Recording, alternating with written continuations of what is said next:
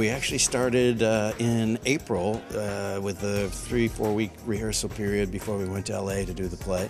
So we kicked the tires there, and now we're back, and we're taking the car apart for a little bit and looking at all the pieces. Oh my God, it's a total childhood dream of mine to be doing a Broadway show. I've done some theater before, but always off Broadway or in London, and yeah, I'm just thrilled, and I love this play. So I'm really excited that this is the show that we're doing. It's a Friday afternoon on a college campus. A professor's trying to get out the door. A student comes in who got a midterm grade she didn't like.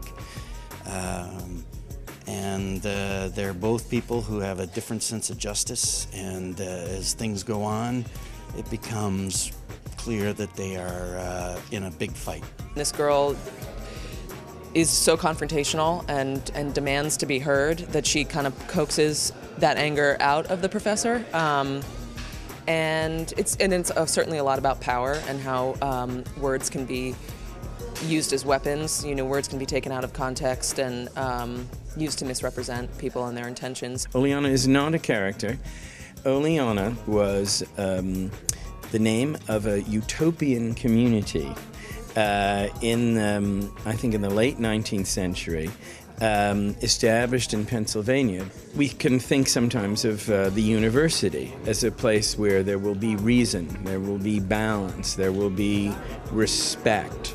But like all our utopias seem to,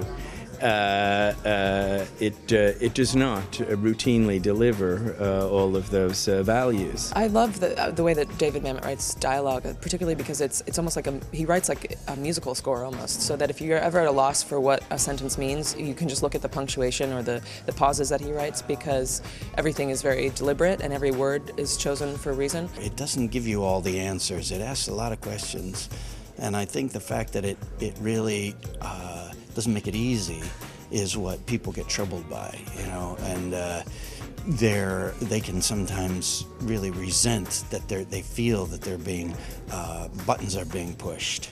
I don't think the greatest plays conclude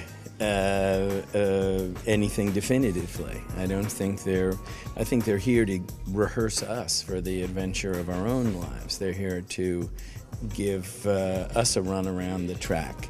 And I think this is one of those plays that can bore into an audience's brain. I think also the audience is like a third character, because it is provocative. You hear people's reactions as they're watching it. That like goes beyond politeness. That they kind of want to be a part of this sporting event.